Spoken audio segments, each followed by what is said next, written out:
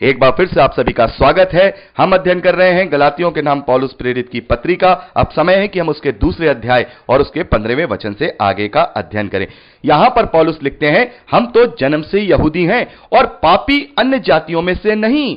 तो यहां पौलुस कह रहे हैं कि हम, यानी कि मैं और दूसरे चेले, हम सब जन्म से यहूदी हैं और पापी अन्य जातियों में से नहीं। तो यहां पौलुस ने अन्य जातियों को पापी क्यों लिखा है? क्योंकि मेरे प्यारे भाई बहनों, उस समय जो यहूदी लोग मसीही विश्वासी बन गए थे, झूठे मसीही विश्वासी बन गए थे, वो लोगों को भरमा रहे थे कि उन्हें व्यवस्था पे चलना है और बिना व्यवस्था पे चले हुए उनका उद्धार नहीं होगा, उन्हें खतना कराना पड़ेगा, उन्हें सबका दिन मानना पड़ेगा, उन्हें बलि विधान सब मानने होंगे, तब उनका उद्धार होगा। तो ऐसे लोगों को संबोधित करते हुए पौलुस ने यह बात लिखी है कि तुम लोग तो यह समझते हो ना कि जो गैर यहूदी हैं वो पापी हैं। तो यहां पौलुस कह रहे हैं कि हम जो चेले और मैं जो जन्म से यहूदी हैं और तुम्हारे सोचने के अनुसार पापी अन्य जातियों में से नहीं है। तो यहां पर पौलुस ने एक उन लोगों को संबोधित करते हुए गलातियों की कलीसियाओं के नाम जब ये पत्री लिखी है, तो उन लोगों को संबोधित करते हुए उनके विरोध में बात लिखी है जो लोग इस प्रकार से झूठी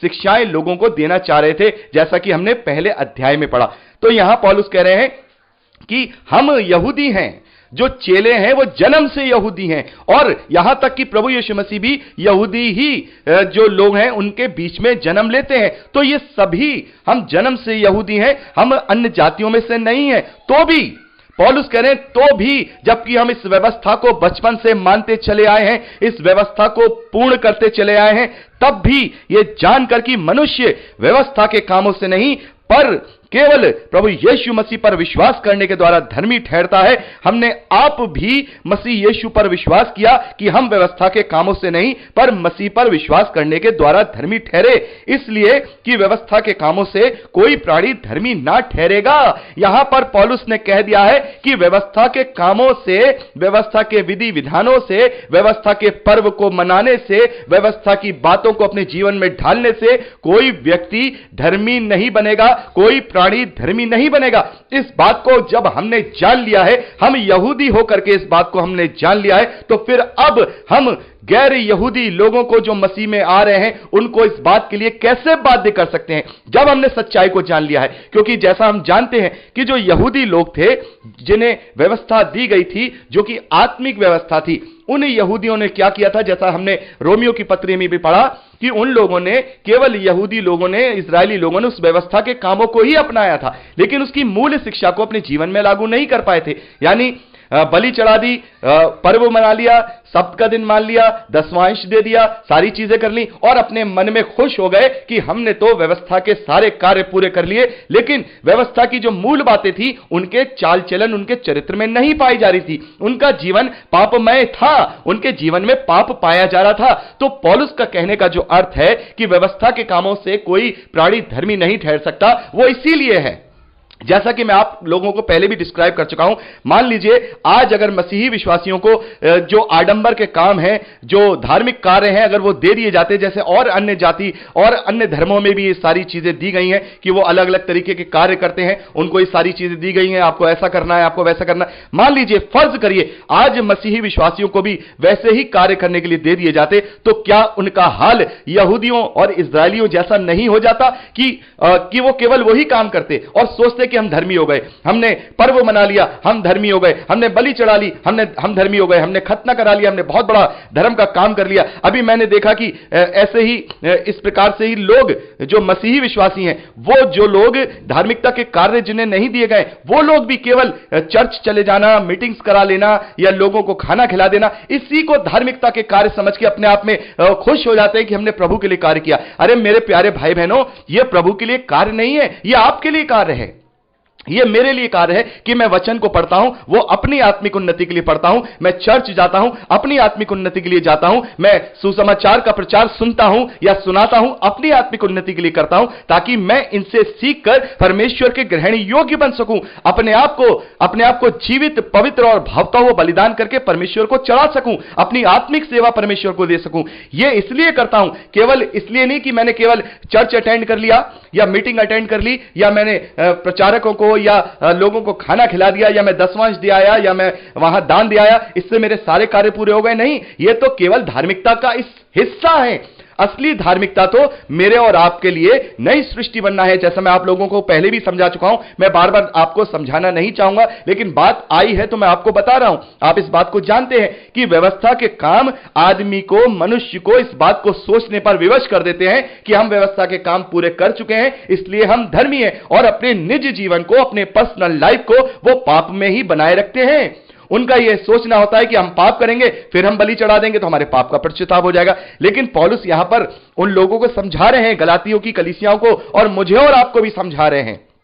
पौलुस कह रहे हैं कि वो लोग तो जन्म से यहूदी हैं, सारी व्यवस्थाओं को, सब चीजों को मानने वाले थे, वो अन्य जातियों में से नहीं थे। लेकिन उसके बाद जब उन्होंने ये जान लिया कि व्यवस्था के कामों से कोई प्राणी धर्मी नहीं ठहरेगा, इसलिए हम भी विश्वास के द्वारा ही अपने आप को धर्मी ठहरा रहे हैं, तो फिर अन्य जातियों पर यह बोझ हम क्यों ला दें? हम जानते हैं खतना कराने से या खतना ना कराने से कोई भी व्यक्ति धर्मी नहीं ठहरेगा, कोई भी व्यक्ति धर्मी नहीं ठहरेगा। जैसा इस खतने के विषय में भी मैं आपको बता चुका हूं, इब्राहिम के उदाहरण लेकर के भी मैं आपको बता चुका हूं कि अगर कोई इसकी जाति में से केवल खतना करा लेगा और अगर प्रभु के रास्ते पे नहीं चलेगा, वो मूर्ति पूजा करेगा, तो क्या परमेश्वर उसे क्षमा कर देगा? कदापि नहीं। तो खतना कराना या विधि विधान का पालन करना यह क्राइटेरिया नहीं है, यह कोई कसौटी नहीं है उसकी धार्मिकता की। धार्मिकता की कसौटी हमेशा विश्वास ही है। इब्राहिम के विषय में भी पौलुस ने रोमियो की पत्री में बताया कि इब्राहिम का विश्वास ही उसकी धार्मिकता गिना गया। तो अगर मुझे विश्वास है, अगर मैं सच्चा विश्वास करता हूं, प्रभु यीशु मसीह पर विश्वास करता हूं, तो मैं अपने आप में नई सृष्टि बन जाऊंगा। मैं पाप रहित जीवन जीने की कोशिश करूंगा। मैं धार्मिकता के कार्यों को करके अपने आप को धर्मी बनाने की कोशिश नहीं करूंगा। यह बात बहुत ही सिंपल और बहुत ही आसान है समझने के लिए कि पौलुस ने भलाई के कार्यों को करने के लिए मना नहीं किया है। बहुत सारे लोग ये समझते हैं कि भलाई के कार्य नहीं करने, भलाई के कार्य तो आपको ऑटोमेटिकली करने ही पड़ेंगे, क्योंकि आपका पूर्ण विश्वास तब तक नहीं होगा जब तक आप भलाई के काम नहीं करेंगे। विधि विधान, आडंबर, परंपराएं, जो रीति रिवाज हैं, उनको पालन करने के लिए यहां पौलुस ने विरोध किया है, क्योंकि लोग इसी में उलझ के रह गए। हम देख रहे हैं हमारे आसपास, हम इन्हीं चीजों में उलझ के रह गए हैं। हम अपने अंदर झांक के देखें, हम अपने अंदर झांक के देख सकते हैं कि हम इन्हीं में उलझे हुए हैं। बहुत सारे मसीह भाई बहन हैं जो आजाद हैं, स्वतंत्र हैं, लेकिन अभी भी बहुत सारे मसीही विश्वासी भाई बहन ऐसे हैं जो अभी भी उलझे हुए हैं, अपने धार्मिक कार्यों के द्वारा अपने आप को धर्मी समझने लगे हैं। तो सोचिए, अगर ये सारी चीजें करने को दे दी जाए, और देखिए बात करें ना, लोग कहते हैं ना, अरे सबका दिन मानो, अरे सबका दिन मानो। सबका दिन मानना चाहिए। बहुत सारे ऐसे झूठे कल्ट आ गए हैं जो सबके दिन के विषय में बात कर रहे हैं कि नहीं, हमें सबके दिन को मानना चाहिए।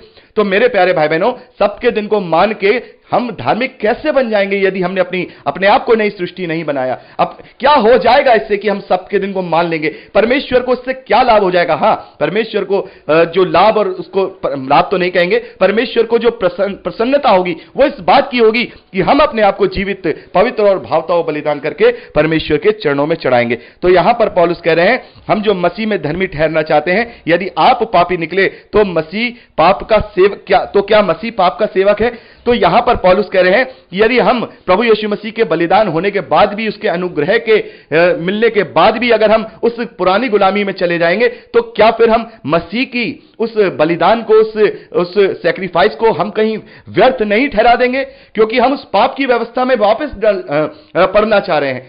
तो जिस चीज को यहां देखिए पौलुस आगे लिखते हैं कि कदापि नहीं, क्योंकि जो कुछ मैंने गिरा दिया, यदि उसी को मैं फिर बनाता हूं तो अपने आप को अपराधी ठहराता हूं। पौलुस कह रहे हैं, जिस चीज से मैंने अपने आप को छुड़ा लिया, जिसके बंधन मैंने अपने आप से छुड़ा लिए, और यदि फिर मैं अपने आप को उन्हीं बंधनों से बांधूं, तो फिर यहां पौलुस कह रहे हैं कि फिर मैं अपने आप को अपराधी ठहराऊंगा।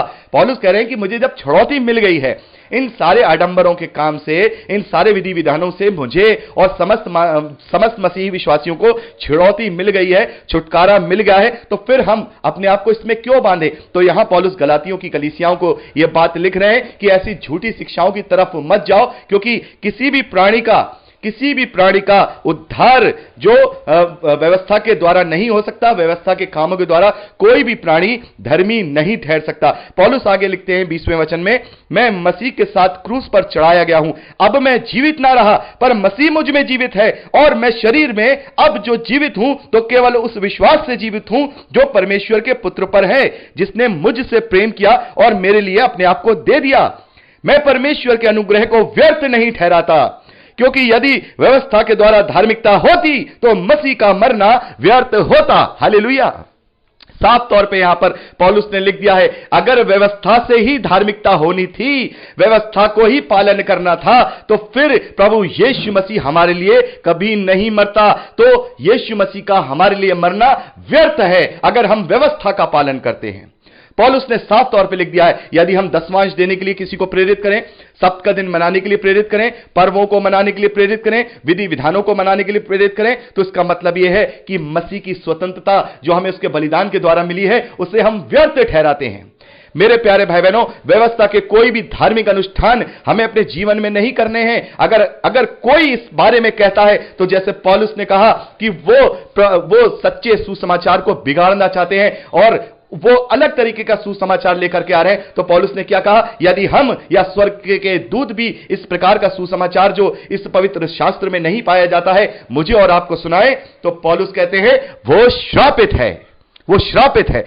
तो यहां पर पौलुस ने यहां हमें 15वें वचन से लेकर लास्ट इस दूसरे अध्याय के 21वें वचन तक यह हमें बताया है कि कोई भी मसीही विश्वासी केवल विश्वास के द्वारा ही धर्मी ठहर सकता है, क्योंकि यदि हम विश्वास करेंगे तभी हम अपने चाल चलन पर नियंत्रण कर पाएंगे, क्योंकि हमारे पास फिर कोई और ऐसी चीज नहीं होगी यह कहने के लिए कि हमने ये कर दिया तो हम धर्मी ठहर गए, हम तीर्थ यात्रा पे चले गए तो धर्मी ठहर गए, हमने यहां पर ऐसे करके आराधना कर ली तो हम धर्मी ठहर गए। नहीं, हमारी धार्मिकता आराधना, स्तुति, बाइबल पढ़ने, मीटिंग अटेंड करने या फिर चर्चेस अटेंड करने से नहीं प्रकट होती है, विश्वास से होती है। और विश्वास क्या है कि मैं मसीह के साथ क्या हो गया हूं, मसीह के साथ क्रूस पर चढ़ाया गया हूं। 20वें वचन में पौलुस लिखते हैं, मैं मसीह के साथ क्रूस पर चढ़ाया गया हूं, अब मैं जीवित ना रहा पर मसीह मुझ में जीवित है, और मैं शरीर में अब जो जीवित हूं तो केवल उस विश्वास से जीवित हूं जो परमेश्वर के पुत्र पर है, जिसने मुझे प्रेम किया और मेरे लिए अपने आप को दे दिया। तो पौलुस कह रहे हैं कि मैंने जब बपतिस्मा लिया, हम देखते हैं रोमियो की पत्री 6 अध्याय में पौलुस ने इस बात को लिखा है, जब हम बपतिस्मा लेते हैं तो प्रभु की मृत्यु का बपतिस्मा लेते हैं, जैसे वो गाड़ा गया वैसे हम भी गड़ जाते हैं, जैसे वो जीवित हुआ वैसे हम नई सृष्टि में जीवित हो जाते हैं। तो यह विश्वास है, यह मेरा विश्वास है कि मैं प्रभु के साथ गाड़ दिया गया हूं, पुराने मनुष्य तत्व में मैं मर चुका हूं, अब मैं नई सृष्टि में नया जन्म ले चुका हूं, तो मैं क्यों आगे अपने जीवन को पाप के साथ बिताऊं। मैं हमेशा पवित्र आत्मा की सहभागिता से, उसकी सामर्थ्य से, उसकी सहायता से मैं अपने जीवन को ऐसे जीऊंगा कि मैं हमेशा परमेश्वर के ग्रहण योग्य बना रहूं। और रोमियो की पत्री उसके 7वें अध्याय में हमने पढ़ा, पौलुस कहते हैं कि मेरे अंदर कोई भी अच्छी चीज वास नहीं करती थी, इसलिए मेरा शरीर, मेरा जो आत्मा है वो शरीर के आगे हार जाता था, ना चाहते हुए भी मैं गलत कार्य कर देता था, क्योंकि मेरे अंदर कोई अच्छी चीज वास नहीं करती। लेकिन परमेश्वर का धन्यवाद है, प्रभु यीशु मसीह का धन्यवाद है कि आज मेरे और आपके अंदर वो बहुमूल्य वस्तु, वो बहुमूल्य वरदान मेरे अंदर वास करता है पवित्र आत्मा के रूप में, जो मुझे हर एक बुराई से बचाए रखता है, हर एक बुराई से मुझे वो सावधान करता है और मुझे वो वहां से सामर्थ्य देके निकाल लेता है। अब मेरे अंदर और आपके अंदर अच्छाई वास करती है। यदि मैंने प्रभु पर सच्चा अंगीकार किया है, पवित्र आत्मा की अधीनता को स्वीकार किया है, तो मेरे और आपके अंदर अच्छाई पाई जाएगी। और यही वो अच्छाई है जो हमारे शरीर के, जो हमारी आत्मा को शरीर की गुलामी से बचाता है, बल्कि शरीर को आत्मा के अधीन कर देता है। और इस बात को अभी हम पढ़ेंगे इसी गलातियों की पत्री 5वें अध्याय में कि कैसे आत्मा और शरीर एक दूसरे के विरोधी हैं। तो ये वही पवित्र आत्मा है जो हमें सामर्थ्य देता है, जिसके द्वारा हम इस शरीर को हरा देते हैं और पवित्र आत्मा के अधीन हो जाते हैं। तो यहां पर पौलुस ने 15वें वचन से लेकर लास्ट 21वें वचन तक हमें बहुत अच्छी तरह से समझा दिया है। यदि मैं और आप या वो गलातियों की कलीसिया जिसे ये पत्र लिखा गया, अगर वो उस व्यवस्था के पीछे जाएंगे, तो इसका मतलब यह होगा कि यहां पौलुस कहते हैं कि यदि व्यवस्था के द्वारा धार्मिकता होती तो मसीह का मरना व्यर्थ होता। तो मेरे प्यारे भाई बहनों, ऐसे लोगों से हमें बचना है। अगर हमें केवल धार्मिक कार्यों से ही धार्मिक कार्यों से ही धार्मिकता मिलनी थी, तो फिर प्रभु यीशु मसीह मेरे और आपके लिए क्यों क्रूस पे चढ़ गए, उसने क्यों तकलीफ को सहा, क्यों उसने खून बहाया, क्यों उसने कोड़ों को खाया। हमें उसके मृत्यु को, उसके जी उठने को व्यर्थ नहीं ठहराना है, जबकि हमें सेंत मेत में अनुग्रह में वो प्रेम, वो अनुग्रह के रूप में हमें वो विश्वास की व्यवस्था मिली है, पवित्र आत्मा की अधीनता की व्यवस्था मिली है। तो हमें उसी के अधीन रह करके प्रभु यीशु मसीह के उस बलिदान को व्यर्थ नहीं जाने देना है, बल्कि उसमें होकर के हमें नई सृष्टि बन के अपने जीवन को जीना है। तो यहां पर हमने दूसरा अध्याय कंप्लीट कर लिया और मैं चाहूंगा कि मैं तीसरा अध्याय अब परसों आपके बीच में लेकर के आऊं। क्योंकि मैं चाहता हूं ये तीसरा अध्याय और चौथा अध्याय मैं आपको एक साथ डिस्क्राइब करूंगा। अभी मैं अगर इसको रिकॉर्ड करने लगूंगा तो फिर वो अधूरा रह जाएगा, क्योंकि भले ही 1 घंटे की रिकॉर्डिंग होगी, लेकिन मैं चाहता हूं ये तीसरा अध्याय और चौथा अध्याय जो व्यवस्था और विश्वास और व्यवस्था और वाचा और व्यवस्था का जो उद्देश्य है उसके विषय में यहां पर जो है विस्तार से पौलुस ने समझाया है। तो प्रार्थनाओं में याद रखिएगा। आज के लिए इतना ही। प्रभु आप सबको बहुत आयत की आशीष दे। Praise the Lord. जय मसीह।